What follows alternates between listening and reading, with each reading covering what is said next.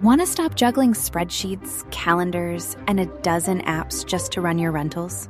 Lodgify makes it easy. It's an all-in-one toolkit for hosts. Build a direct booking website, automate guest messaging, and keep all your channels in sync. Running your rental business your way has never been simpler. And for Good Morning Hospitality listeners, you can get 20% off any yearly plan with code GMH20. Just check the link in the show notes to get started today. Welcome to Good Morning Hospitality, your one-stop shop for the latest news, noteworthy trends, and thought-provoking discussions across the industry. From hotels and short-term rentals to all things travel and hospitality, you'll find each episode equips you with the information that you need to start your week. Join us on Good Morning Hospitality every Monday, wherever you get your podcasts.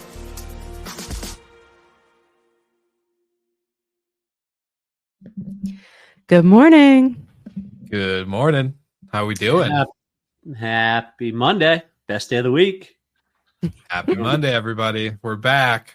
We're going to have a good holiday weekend. Find all the Easter eggs. Yeah, I found all of them. Well, I wanted to start the show with a little anecdote for all the operators out there who deal with crazy people. I started my Easter Sunday by responding to a housekeeper saying that there were crawfish all over the rooftop of a building next door to our building. Come to find out, we had a group of people who had a crawfish boil, and they threw all of those crawfish on our rooftop terrace, and then it's all over the alleyways, and then all over the building's roof next door. And I just don't understand why that was a necessary thing. And so I started Easter Sunday with a guest eviction. Thankfully, they went quickly. I was like, you gotta go. And they're like, you're going to keep my money for today? I'm like, yes, I'm definitely going to keep your money for this extra night. I'd be offended that I wasn't invited because crawfish boils are delicious. Yeah, they are. No, where was the invite, bro? Where was the invite? Would have kicked you out if you brought, asked me to come and join. It was so funny because they were like, I don't know, it wasn't me. I'm like, well, you're responsible for whoever you bring in here. So, you're the only possible people that could have done this from where this is all positioned. It's literally like a trail leading from the door. It's I have heard crawfish prices have come down this year significantly. Last year there was a shortage. So there was, yes. We're back. We're back, crawfish. So just don't have them at our properties. And don't throw them on the roofs. Just don't throw them. Yeah. No food fights. No food fights. Just leave the place better than when you found it. That's all we asked, Yeah. Yeah, I like it. Michael, how was Easter with the boys? Find all the good eggs? We have so much candy in our house right now. We need to slowly just siphon off and throw some away before cavities and chaos ensues. So yeah, it was a lot of fun, exhausting, but enjoyed it. Had a busy week last week, busy weekend, and hopefully not quite as crazy this week. Hopefully same old. Yeah, hopefully same old. How about you, Will? Yeah, chill weekend. Got to hang out with some friends, some close Colorado friends, and then enjoyed Easter, went to church, and then got to watch the Formula One race. So it was a good overall day. Can't complain. One of my favorite drivers won, so it's good. It was a good day. It's a good day to say the least. All right. Yeah. Well, we're back with a busy week. So let's jump in. I think we got a couple stories around Airbnb, and it's been a hot topic on Instagram and LinkedIn as many quote unquote super hosts are freaking out. But it's a fun new policy, quote unquote change, they're calling it, but it's never really a change. It's something they're just reinforcing a little bit more to start off with Airbnb enforcing their off-platform policy even harder. So if you're trying to get a guest to pay off platform or to book or rebook and cancel and do all these fun tactics to save, a little percentage here and there, you're going to get in trouble. Get a big slap on the wrist. So, Brandy, love to maybe jump in with you. What do you think about this quote unquote new policy? Yeah, I mean, I think it's just more of them catching up with, you know, as they create rules, everybody figures out their tips and tricks around the rules, and then they come back and they figure out a way to like squash those tricks. And this has just been going on for a while. This is like the latest iteration of it. I think that's just, another reminder to diversify your channel mix, because when you see these changes that a platform makes and you're like, wow, I wish I had more control over that, or that's unfair. It's like they control the customer. So don't leave all of your inventory in their hands. But I know there was a lot of like noise about this, especially like in our little LinkedIn bubbles, but it's a policy from one of the big players, and I don't really think it's that shocking. And so there's still ways that you can collect guest information when when they've reached your property. But Airbnb is trying to, crack down on all of that. And there's different, you could use StayFi to collect vendors through Wi-Fi. You could use your guidebooks, and there's certain guidebooks that I think are still like approved vendors from them. So there's still ways around, the policy. It's just they're wise to some of the tricks that you've been using. Yeah, and we talked a little bit before we went live. I mean, in the early days of a marketplace, you can game things so easily. But as you move later stage and sophisticated, it's much harder to do. And, that leakage is millions and millions of dollars for Airbnb. So if they bring you the customer, pay them. That's their job. That's your contract with them. But I've heard Rizzolio over at Vrbo say a number of times, our job is to bring you the customer the first time. Your job is to keep them. If you don't do a great job, if you don't keep them, they're going to come back to us, and we're going to start the cycle over and over again.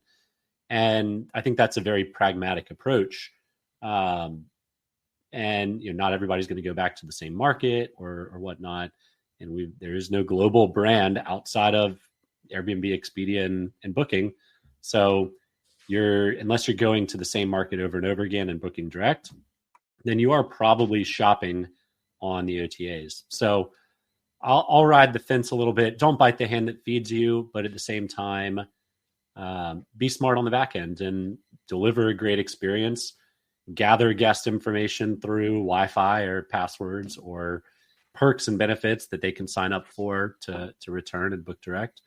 But I think it's a whole lot of nothing. And Vrbo is a PR machine. I think they chose their wording very wisely on their release to be somewhat vague and somewhat instill fear. But I mean, the worst thing possible that you could do is have your business shut down by Airbnb, because let's be honest, right now, they're probably at least 50% of everybody in the industry's business. So be careful, because they will shut you down. Yeah. And they won't think twice about it. 100%. I was going to say the one thing I saw a lot of people like kind of freaking out on Instagram around this policy. What does this mean for the, vendor tools, et cetera, like you were listing out, Brandy. And so I think for a lot of people listening, just read the policy. It's not anything crazy. You just got to be transparent up front, like in your listing, about any extra fees that are, going to be added or have to be charged, especially if Airbnb isn't the payment platform that collects like taxes or other things in your certain state or city. So just read the policy on the actual Airbnb site. Don't go to your Airbnb guru who can teach you to make $1 million on Airbnb in 1 year on their Instagram and listen to their advice. Just read the policy that's posted. They want their cut of that early check-in, baby. Yeah, 15%. Well, so I will say that there's like there's like an annoying part to this, like extensions, and late checkouts, early check-ins, like depending on your PMS, doing that could be more or less difficult. So it could be just easier for you to like do it in your PMS, send them a link to pay, especially if they're doing an extension. I mean, I'll be honest, if someone came to us from Airbnb for 2 weeks and is deciding they're going to stay for another month, I'd love to just not take that through Airbnb. And then for early check-ins and late checkouts or one-day extensions, again, depending on your PMS, that can be really a kind of a pain if you have to do it like through Airbnb. So there's definitely some annoyances here, but sure.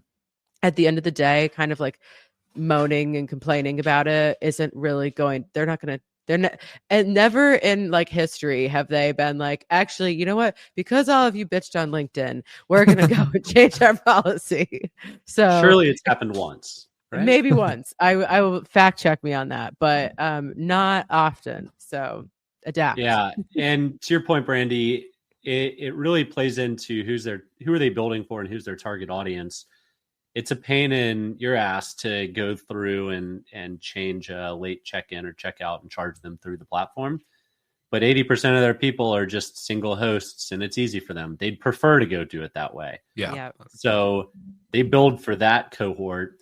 And kind of leading into our next Airbnb topic, something that they probably haven't built for the professional cohort again, which I love as a traveler. Airbnb is now only going to display all in pricing, which again, as a traveler, I totally support. As a property manager, a professional property manager, there's a lot of back end headaches that are created from an accounting standpoint. Most managers don't charge their fee on cleaning fees to homeowners. So if it's all melded into one, now you have to pull out what the standard cleaning fee is, and it becomes an accounting nightmare. So if Airbnb allows you to show that on the back end, but not commercialize it on the front end, that's a home run. But if they just roll it all in one and call it a day, then that's kind of another death by 1,000 cuts for property managers, making it harder and harder. Yeah, and then it'll be interesting to see once all this rolls out, like, do people take the approach of just bundling things into rates that they send to Airbnb or not? Because then, to your point, Michael, it'd be so difficult to like parse those things out. And then also, is Airbnb, would they then in that scenario they would be taking the commission on everything gets taxable differences and things like that. So yeah, there's a lot of when these types of fee structures change, and then also like just like the integrations with different PMS, like I just find these things are always a nightmare when they get rolled out because everybody's kind of like playing catch up. But yeah, from a traveler perspective, this is fantastic. It's like, yeah, I want to know what the price is, not get like surprised once I see all your pretty pictures, you know? Yeah. And I think in that I totally blanked, but we've got now an additional 15% on cleaning fees. So if your cleaning fee was typically $100, now it's going to be 115 because Airbnb has got to take their cut. So it just got more expensive to book on Airbnb. So again, unless they break it out on the back end and they're not charging their fee on additional fees that are required, like cleaning, surely they want professional cleaning. We saw in Focusrite's study pretty recently, we talked about it, I think 2 weeks ago, but only 59% of operators use professional third-party cleaners. So yeah, something that still blows my mind, but I hope there's a large number that just checked the box that because they have those professional cleaners in-house and they're not third-party.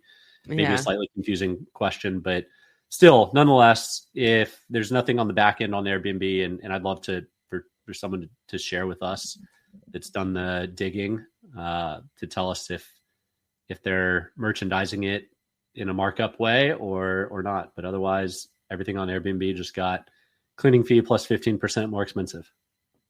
Well, I was going to say, if we thought travelers were having a hard time booking more in advance and paying higher ADRs and all this stuff, now I think Airbnb just made it even more difficult for the economic challenges we're seeing already. So way to go, Airbnb.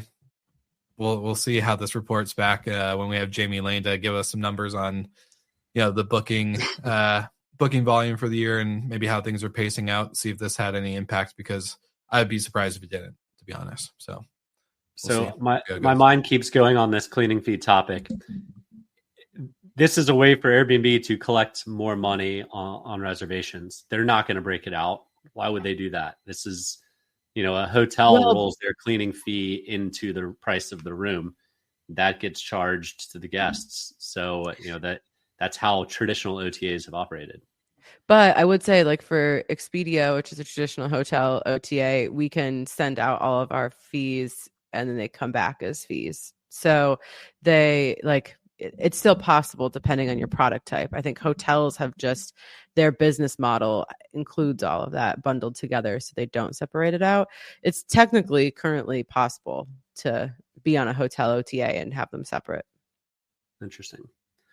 Well, Will, any more on this topic before we move into the next OTA topic? No, that's good for me. All right. OTA so OTA Expedia, one of the things that we've talked about on the show many times is their B2B strategy. And I love it. There's an article in Skift that we'll share in the notes. And Expedia basically answers a question that this is an opportunity, an exciting industry trend for us to meet travelers where they are. And when the travel landscape is changing so quickly through credit cards, through AI, through search, yada, yada, just having your store in one spot on Expedia.com isn't enough. And Expedia has cracked that code. They have more than 70,000 people, 70,000 businesses selling their B2B technology and 160,000 traveler advisors, travel agents. So their network is vast. This strategy, I think, is future proofing for themselves. And I know Booking has a pretty good and robust program. I don't think Airbnb does. And this could be something that they have to figure out pretty quickly as AI and search within AI takes hold. They're going to have to figure this piece out because you have to meet the traveler where they are. Yeah, I think we had an example of this. I didn't realize yet that our properties, you could find them on Chase Travel because Chase uses Expedia. And so that was great. Just like I interacted with the guests who would come in. Now there are some like kinks on the back end, like on our side, it looks like they come from Expedia. And so everything is getting sent to them, but the traveler wasn't receiving any of the information. And then when they called Chase, they said that we had to call the hotel, but then we didn't have any of their information to verify them. So luckily I saw the guest, but there is this kind of disconnect of like who is in charge of communicating with the guest. Because if you're that guest, you're like, okay, do I talk with the credit card company that I booked, or is it Expedia, or is it the hotel? So but like those kind of like kinks aside, I really love this, especially as, everybody's obsessed with their credit card points and using those. And we've talked about that a lot recently. So I love this. I think it's a great strategy, and it is, I think Expedia, it's definitely winning this game. I don't know if booking.com is connected to a credit card company yet. But that's definitely the play. Yeah, I've seen both Booking and Expedia connect with different credit card companies. And I think Hopper might still be in some regards, but I think this is an opportunity for Airbnb to really step up and figure stuff out quickly, because this is the changing landscape. And maybe that's what's behind the scenes. They did that big buyout of an AI company a couple years ago, and like $200 million.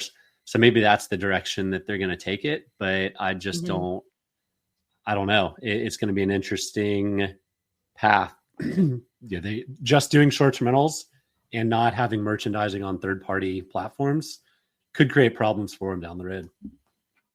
Yeah, right now there's a lot of reliance on just being such a household name and like being kind of like the brand if you're going to book a home. But as we've been talking about kind of like ad nauseum for the last year or so, like these two spaces are blending together, and you're going to be able to book all the same things on all the same platforms. So how can you do that more most easily? It's probably going to be through your credit card or something like that. And I think it's interesting. Was it this year or last year? I don't know, my sense of time has gotten all messed up, but where some executives were kind of criticizing leadership at Expedia for focusing on B2B too much. And it's like, no, that's probably one of the best ideas they've had. That's a great focus.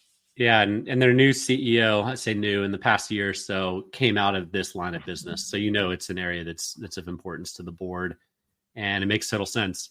And as a third party, call it platform, if I wanted to leverage Expedia's inventory, at the tip of your fingers, you have 750,000 properties, hotel properties available worldwide, 500 different airlines, and 220 different activity companies. So just an absolute monster, just giant sitting there waiting for you to go find the end user. So Expedia essentially gives up half of their commission to the booking partner, the travel portal. And from that, you can, as if you have the guests, if you have the travelers in that network, you have access to every property in the world and earn a commission on it. So, I think anyone who's ever tried chasing supply and adding it for Airbnb or Booking or Hopper or whatever knows that it takes a lot of time and a lot of man hours and resources go into adding new properties. This is kind of a one-stop shop. So, yeah. I think so. We were trying to figure out how to get on like American Airlines, like their version, like all their hotel selections. And you can only do that through Agoda right now. But Agoda is very difficult to work with, at least from our perspective. And a lot of the connectivity partners like aren't working with them anymore, or it's not being, supported. And so when we realized like, oh, just through our current and existing Expedia connection, we get blasted to all of these different sources, like that's amazing. That just takes, you kind of have to figure out the nuances of like how the communication is happening, but that's pretty easy compared to like weeks trying to figure out how to onboard. Do they actually support it? What's going through? Blah, blah, blah. So I love it and I'm here for it. And hopefully we keep getting more. I like running into actual guests that are using these products. And it's like, how did you find your way here? Because typically, and this is what I think is great news for our industry, it's people that would not have normally, booked that stay if they were like, they wouldn't have searched short-term rental, but they came through this program. Yeah. On the flip side, probably the past 4 or 5 hotels I've stayed in, I've used the points platform, which is then ultimately powered by either Expedia or Booking. So it's been a win-win. And, I think we've seen the credit card companies play more and more in the space. I think they want direct connectivity because then they get the whole market share instead of half of it. But, that takes time and there's no sense in investing millions and millions and millions into doing that. You build the audience first and then start picking off direct contracts from there. Yeah. So one other bit of news, the ongoing saga drama of Costigo and Vacasa and Davidson Kempner. It looks like it's almost come to a head. The vote from shareholders is in 8 days from now. Vacasa has announced that they will be, the proxy advisors have announced they will recommend the transaction with Costigo go through. So it kind of feels like the end until a lawsuit comes, because inevitably it seems like it's heading that direction. But it does look like, unless something goes crazy in the board vote in 8 days, then they will be, Costigo will be Vacasa or vice versa. Yeah. And then the process of absorbing, all those tens of thousands of units will begin. Well, yeah. And I think the decentralized approach is going to be a great approach in the end. For sure. You can it's batching them out and, and really great for those local markets. I think we've talked about this a lot, but that local approach, really, that's how you provide a superior experience, I think, for everyone involved. And so it'll take some time. There's a lot to sift through there, but once they kind of get the flow of things, I think you're gonna start to see like a little bit of a revival of those markets. I hope so. And even if that 40,000 ends up being 20 or 25,000 homes, add that on top of what Costigo already has, 5,000 or 6,000, I think. Someone can correct me. but that's a monster franchise business. So we will know at scale how well the franchise model can perform. And we've already seen a couple fast followers come in on the backs of not just this deal, but the franchise model at whole. And I'm sure we'll see a lot more fast followers when this goes through, if there's any kind of early indicators of quick success. Well, I think that's because everybody's been trying to figure out, how do you actually make this model successful, scalable, and sustainable. And so if this really is the model that works, I would expect that people would quickly hop on that, convert their businesses, kind of try to figure out whatever the winning formula is, because it's been kind of a slog to get there. And then we'll see how many survive that change and who actually can run a franchise business rather than just a centralized managed company. So it'll be very interesting, because we've seen a lot in Brandy. I think there's 2020, end of 2021, beginning of 2022, where we saw so many property management companies become tech, because they're like, oh, we can become a PMS. Let's just do that instead. That'll be an easier way. And if everyone thinks that model, or thought that model was the right model, ended up not being the right one, and now you're going to see a bunch of people go into franchises that may not know what they're doing or be fully prepared for that change. Well, so I just have such empathy for all these people trying to figure out at a kind of on the drop of a dime, like how do you make this successful? And because there are all sorts of surprise headwinds. There are, all sorts of changes that come your way from just a traveler perspective. And then you have to adjust your business, figure out what structure actually works. And so it's stressful being in those situations and being like, okay, well, we've committed to now franchise model, and you're not going to know for a little while if you're right or not. And so, well, and there's going to be, there's definitely growing pains, right? I think, finger to the wind, the industry average is 1 employee per 12 or so homes. And if you're an existing Costco market and you're inheriting another 40 contracts, well, now you got to figure out, okay, I know I'm going to need more people. Where am I going to need them? Where do I have efficiencies? Where can I rely on, corporate and the brand to help? So there's definitely going to be growing pains, as expected, just like there would be with any transition of ownership. But I'm here and excited to see how this plays out. I have high expectations. This is how the hotel industry has operated for decades.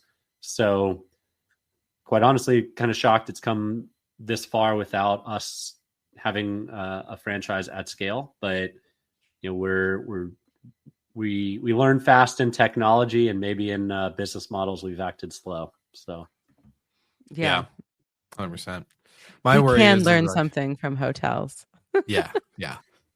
My worry is with hotel franchises, though. Those are most likely bought real estate assets that obviously you can't just put residential. So a lot of the stuff is that the inventory part is easier.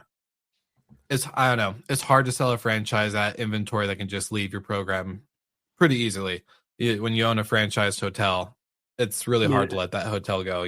It's where else is it going to go other than management companies or maybe different flags? It's about it. It's a hotel. It's going to have to operate as a hotel. Mm-hmm. So managing hundreds of owners, managing varying levels of properties and standards. I think we've talked on the show about standards a lot, but there's definitely a need to have some sort of traveler awareness of standards out there. And I think the first that can do that is going to succeed in a big way. Yeah. 100%. Yeah. Do you have to go to these former Vacasa owners and say, your house does not meet our standards?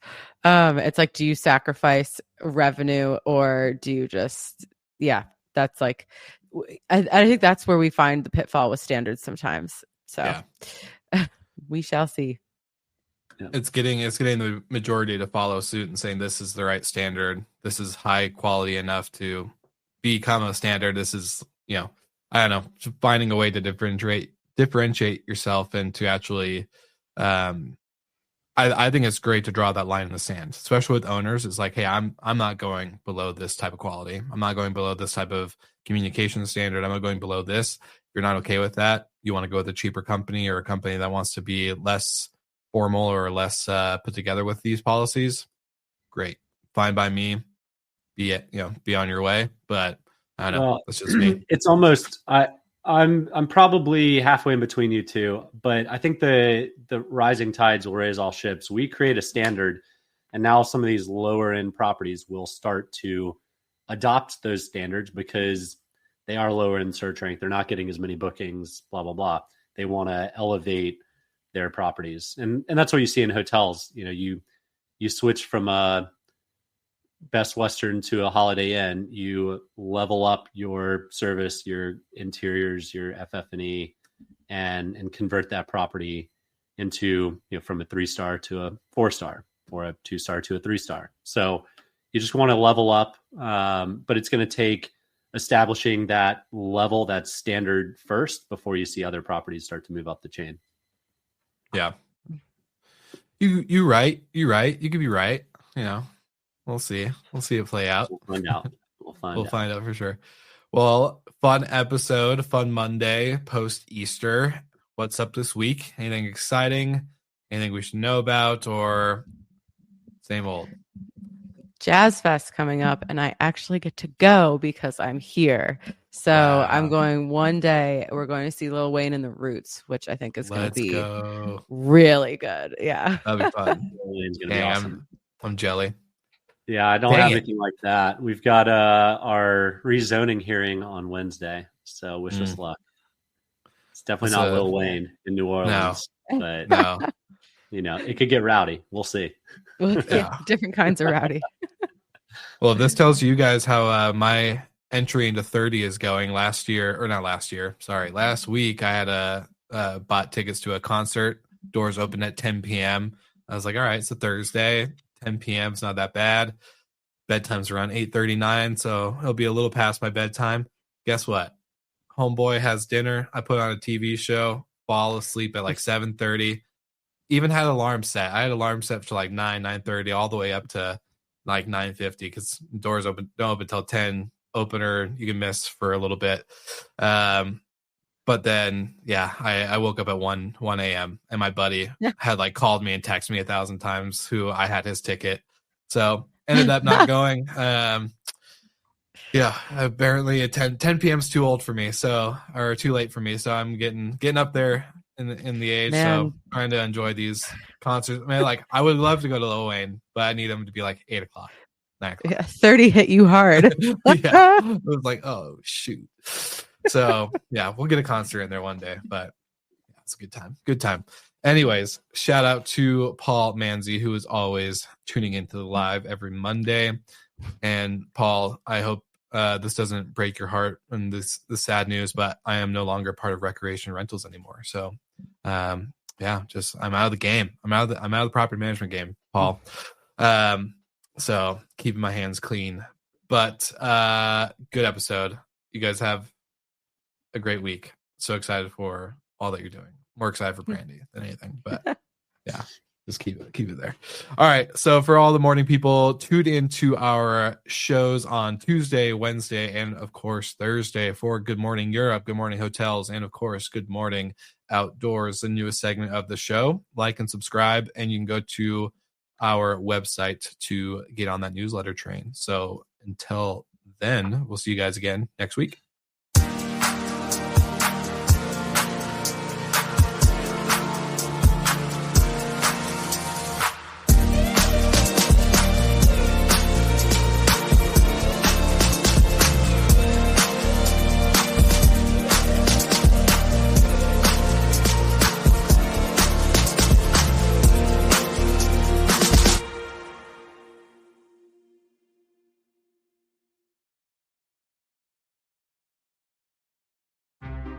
Want to stop juggling spreadsheets, calendars, and a dozen apps just to run your rentals?